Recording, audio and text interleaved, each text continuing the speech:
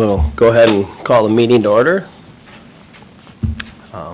Is there any more coming? Do you know, Tim? I don't know if anyone else is coming Okay. today. There is one ad to your packets, and you've got on your agenda, Dan.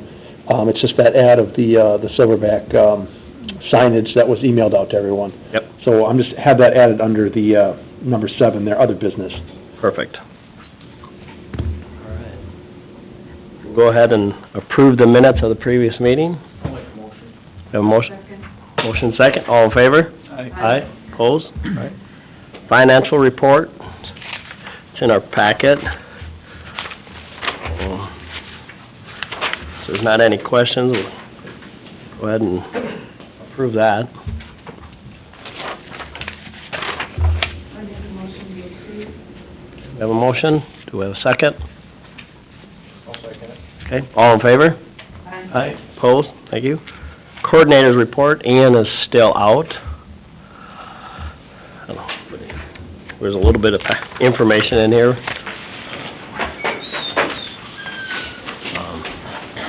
Good job. Up next will be, excuse me, our coordinators report. Administrators report. That's all right. I can go through Ian's report here real quick. John just showed up, so let's go let him settle in. You could see kind of what he's working on. I know that the Ready folks, they had a meeting yesterday, so they're looking at some different things in the new year that I know Ian's going to be hoping to participate in there as well. Otherwise, yeah, we can certainly move into my report, and if there's any questions on anything, I did want to highlight the chaotic good update. The city attorney, she's let us know kind of where we're at, and it's just a matter of all of our documents. I think we're at like the third place on their loan set. Yeah. Which is, what we agreed to when we provided those loans. Southern Minnesota Initiative Foundation, the bank, are, kind of both in front of us. They have a much larger positions than we do. She basically said it's going to go through the process, which is hopefully that, at some point in time the business sells and then those loans are repaid at that time. And otherwise, it may go through a legal process, and she's going to follow along on that. It's not something that, she's planning on taking lead on. It would cost the EDA a lot of money to just make her kind of take it doesn't make a lot of sense when the bank and the Smith will be kind of taking some of those actions first. So hopefully the business will sell. I don't know. Seems like the price is, it's a pretty substantial amount what they're looking for, but, I don't know how that industry works exactly. I know I've read recently, the Star Tribune had an article about the craft brewing industry in Minnesota as a whole. I think close to 25% of the craft brewers in Minnesota, small craft brewers, closed last year.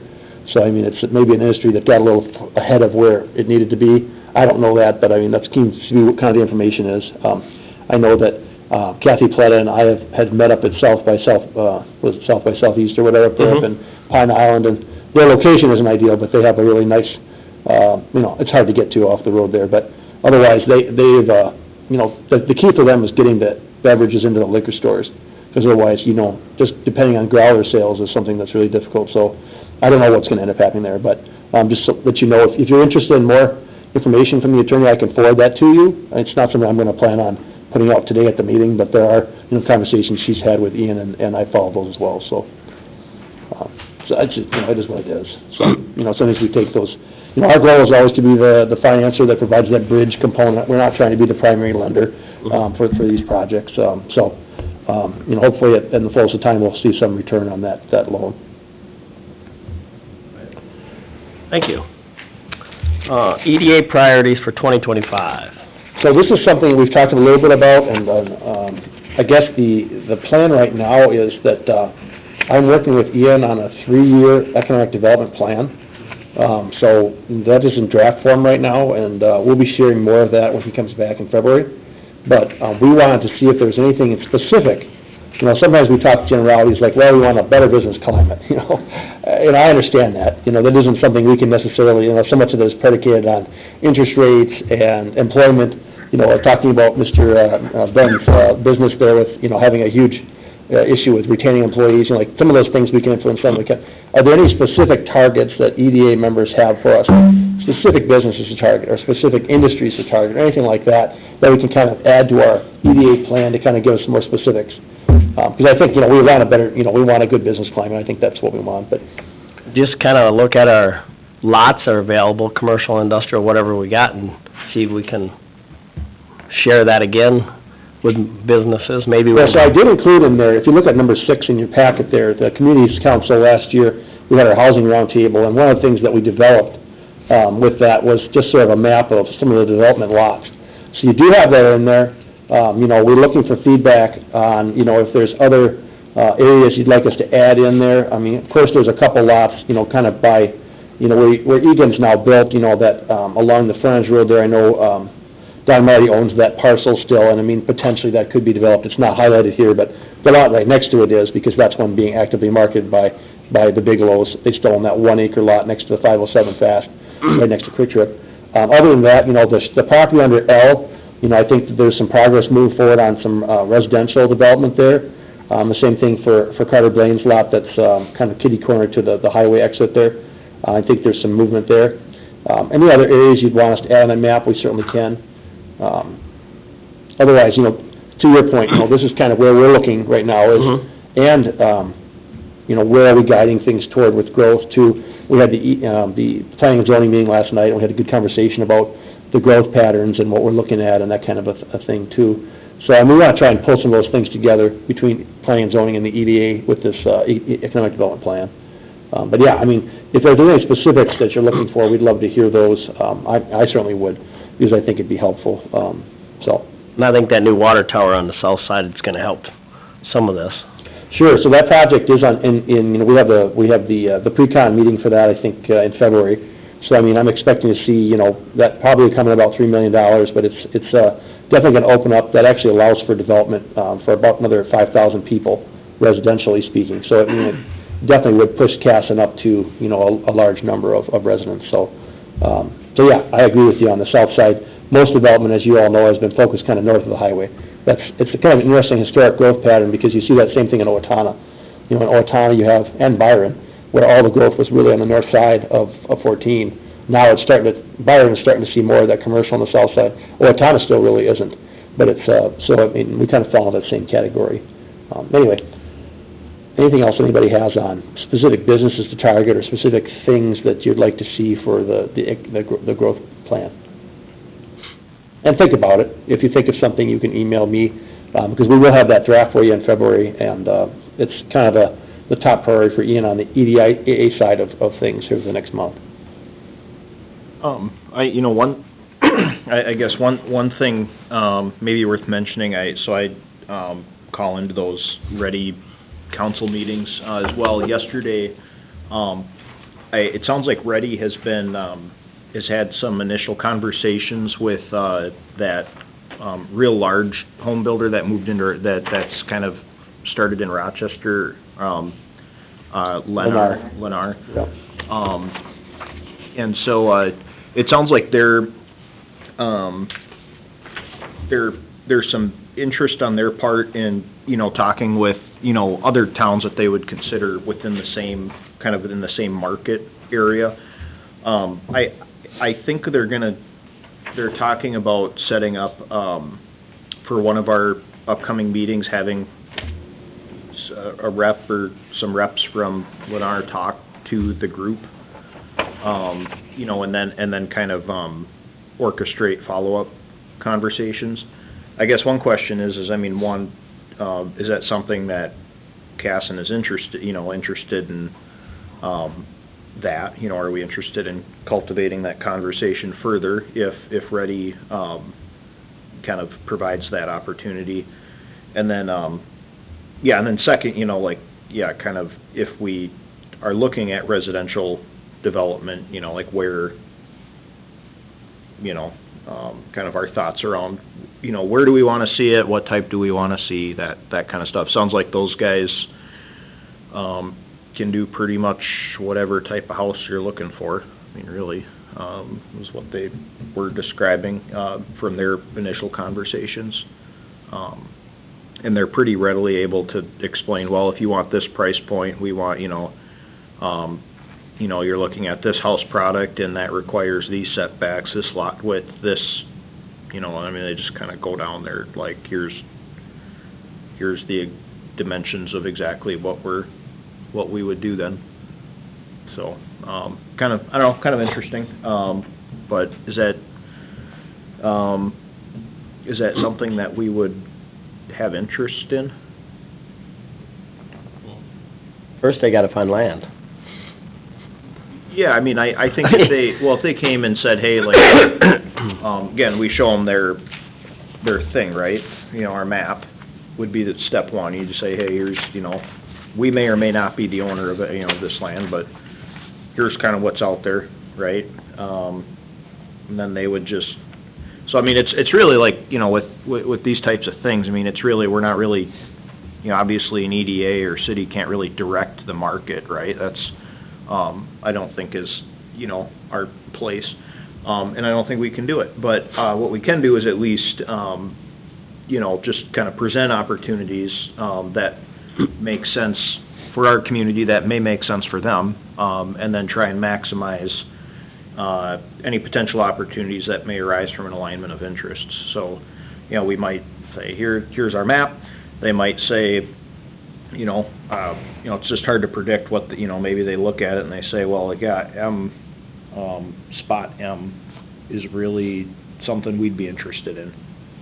You know, I guess then, you know, what are our thoughts about that? Yeah, I mean, I guess I'm always open to talking to other developers. I know, you know, Mr. Bigelow's got his, and that's not on this, you know, map here, you know, on the northwest there, right north of the landscaper there, Wilkers, you know, he's got that acreage going into single family, but, I mean, you brought up number M, you know, letter M, I mean, that area is something we've had conversations with Terry Jensen, from National Land. She's representing the landowner there. I mean, that is an area that might be, you know, we've kind of explained, we thought a patio home, you know, maybe going patio home into maybe a single family would be a good fit along that corridor, and, so no, I mean, I'm always open to it. I don't, you know, I think if we get ready, I mean, I'd like to get some value out of Ready this year. Yep. I think that's one of those things, if they can make a connection for us, I think that's great. You know, overall, you know, the west half of the cemetery land is, you know, an area where we're looking at extending utilities through a city project this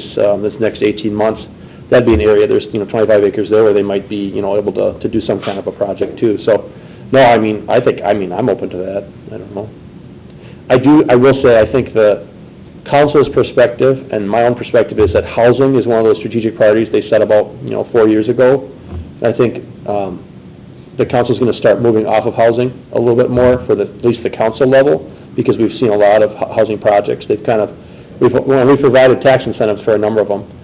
One that I'm going to bring up now, because I've been told by the Judishes that their project up by the elementary school, between the elementary school and the middle school, has gotten the financing. So they're going to be coming in February for our apartment complex, not quite as large as some of the other ones that we have in town, but for, I think, 40 units or 45 units or whatever on that site. And so that's when they're going to be looking for some tax assistance for, and I think that might be one of the last projects we're looking at that TIF, at least for residential, for some time, because we've had a number of those projects come through the pipeline in the last year and a half. And I think the council's appetite may be a little bit less on that, because we've seen some success with those. I don't know, obviously, we still have a lot available in the southwest part of the Vale property, where that was, you know, Hamilton has an option on that one, so that's one that I think we'd look at market rate more so.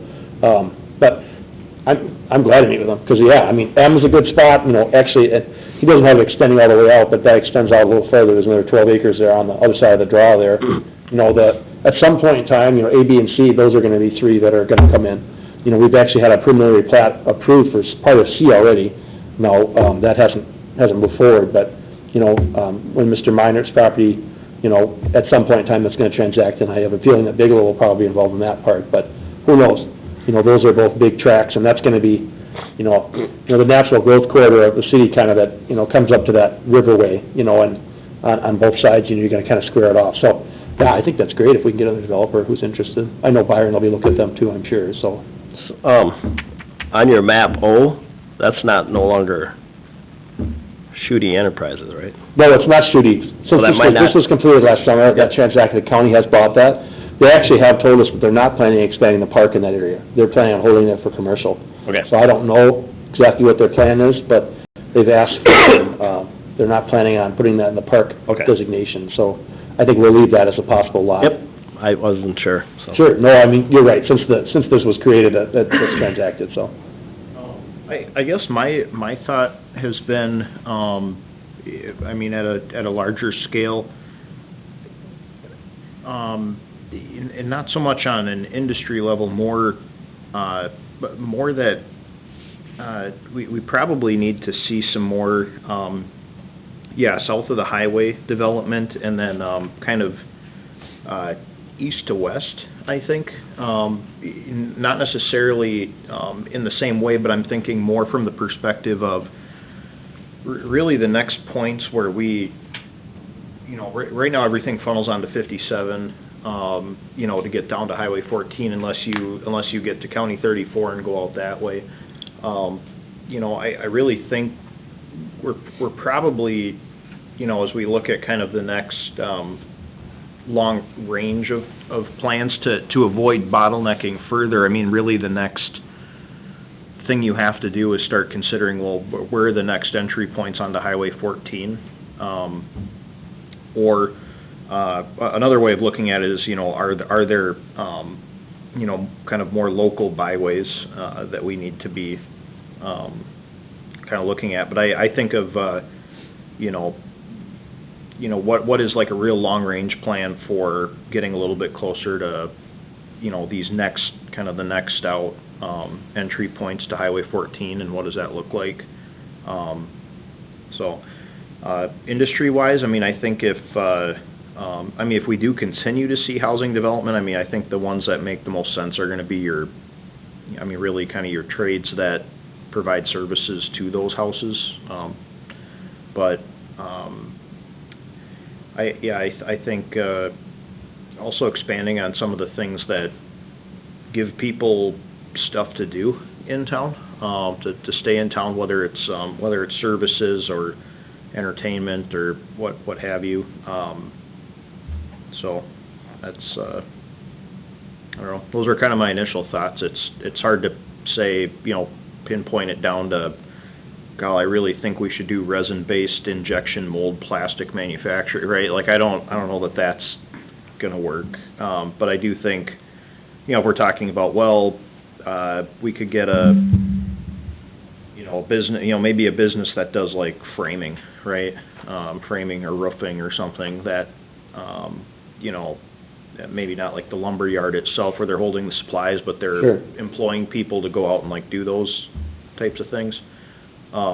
That plays well off of our kind of our strong housing growth and existing residential stock. Yeah, and I mean, I think you're right there in terms of, that's the thing, we have forecasting about 500 new units of housing in the next 3 years. And a big chunk of that is a couple of apartment buildings that bring in a number of units all at once. And the Schramm subdivisions, those are gonna be a large number of units that'll come in too.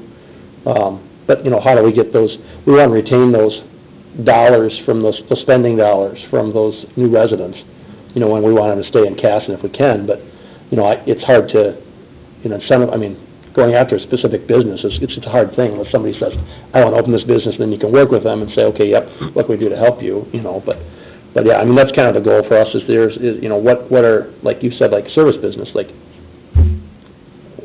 what do the kids want now? Do we do surveys? Is that something that would be helpful? Do we go out and survey the public? I know, Rochester, Olmsted County is doing their countywide survey. They do one every, 3 years. And they don't send it out to every single resident in Olmsted County, but they send it out to, 1 in 5. And they come back and they say, what do you think about the quality of life? What do you think about whatever else? I don't know a better way to get the mood of the, now, is it perfect either? Because, hey, you send out 1,000 surveys in Casson, we send out You get one 200 out of 3 households. Maybe our response rate is only 20%, and we'd be happy because it would be 20%. We'd say, hey, we got 200 responses back. That's actually scientific. We can actually take something out of that. You only get 50 responses back, and you're like, well, everybody loves cats and they want a cat park. I don't know. I'm nothing wrong with cats, but you know what I'm saying? Like, you can get a specific group that's very ginned up to respond to it, and then they kind of outweigh the realistic choice. So I don't know what at the end of the day, but I don't see another way other than doing something like that to identify, like, what do people want?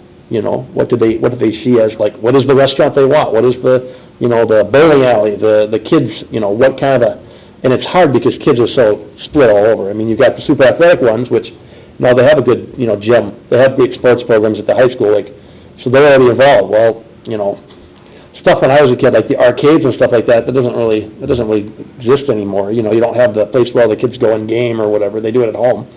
So, I don't know, I mean, I'm always interested in, you guys live in town, you see things, you go in other communities and see what they're doing, you know, and that's, you know.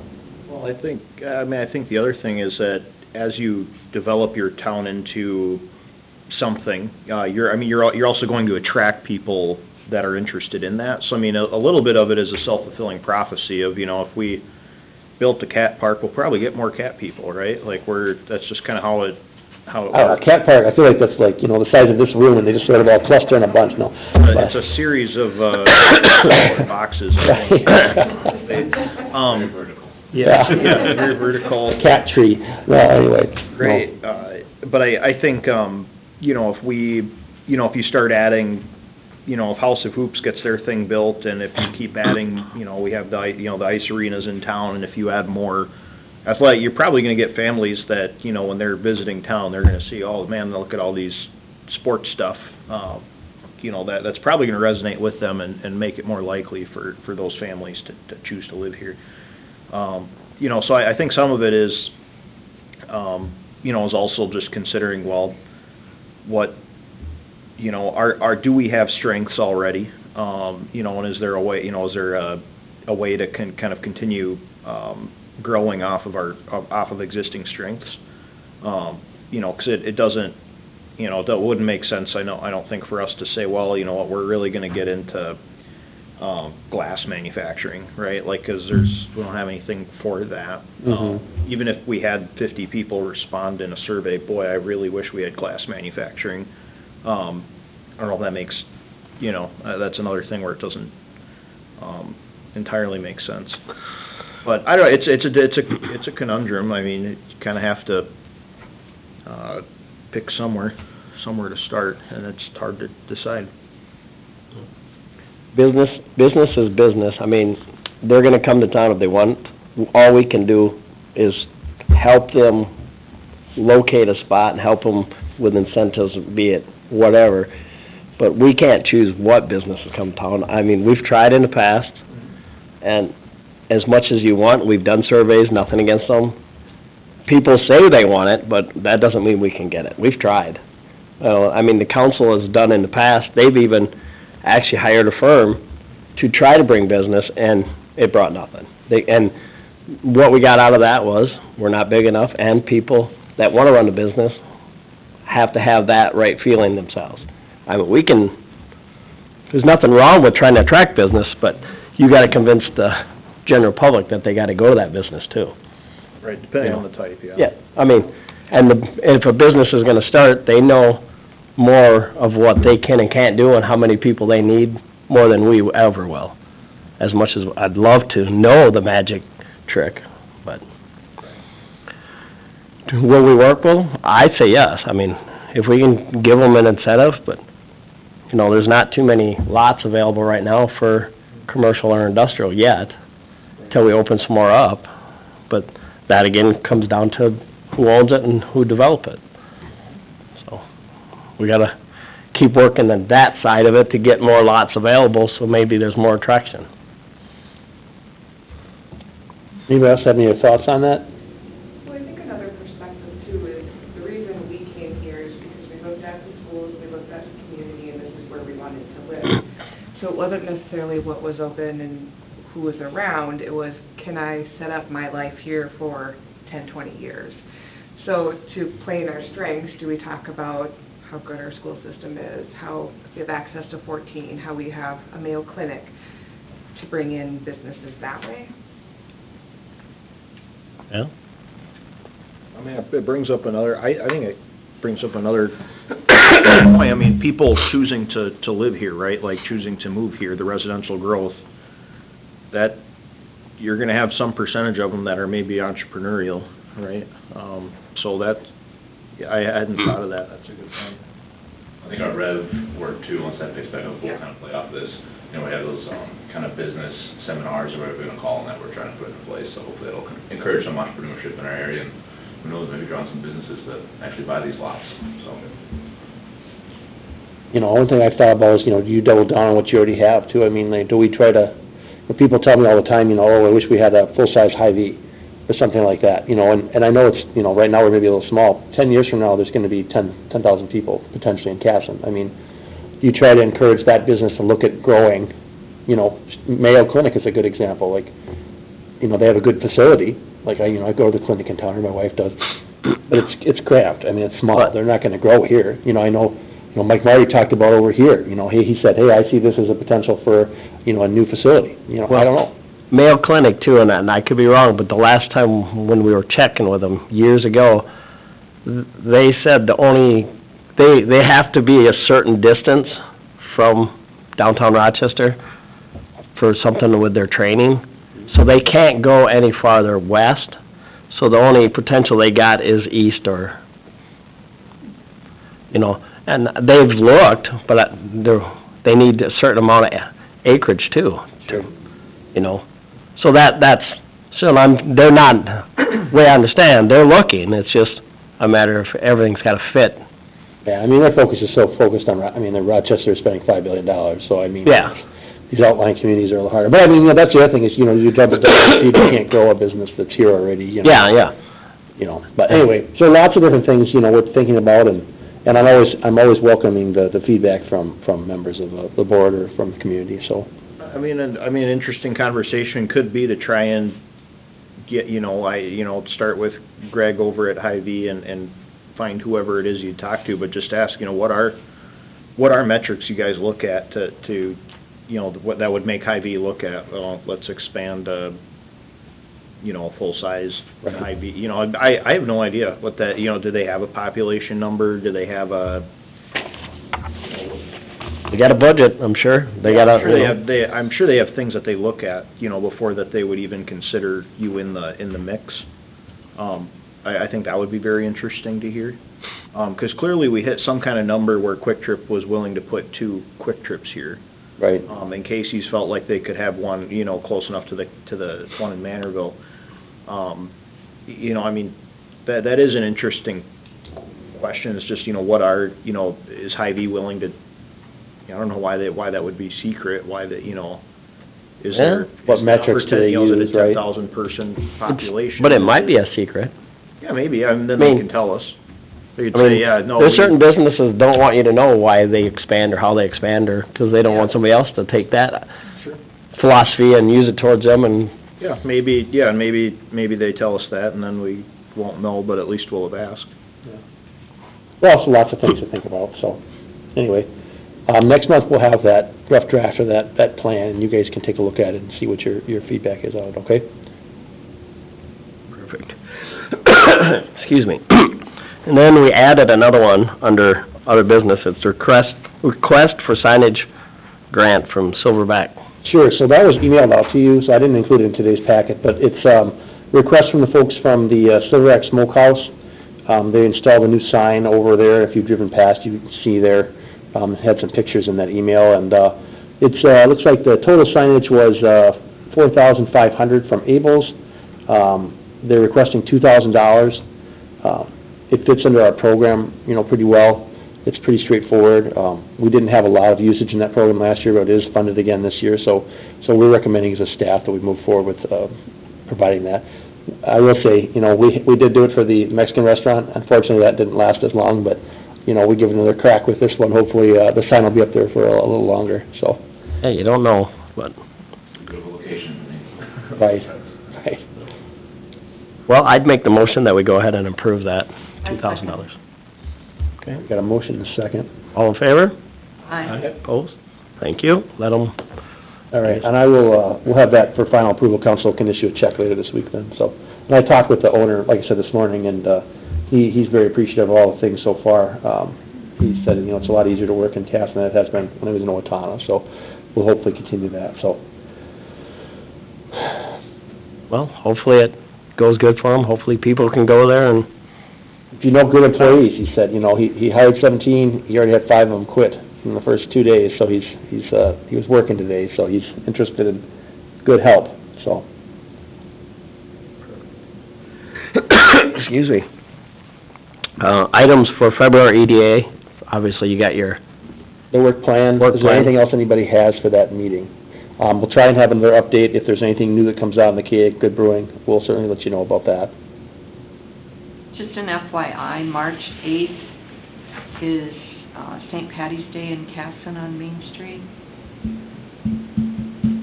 That's right. And I know Ian's participating with a committee there. I think they've sent out some things already, so they've got a lot of activities planned. I don't know, Tom, if you know any of that stuff, or, you know, it sounds like they're gonna kinda do what they did last year, so.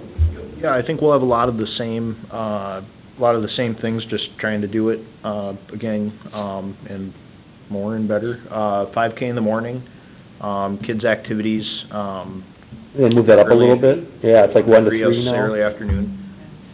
You know, those are still, being developed, and then, I believe drawings and prizes, and I think we're intending to do crawl again.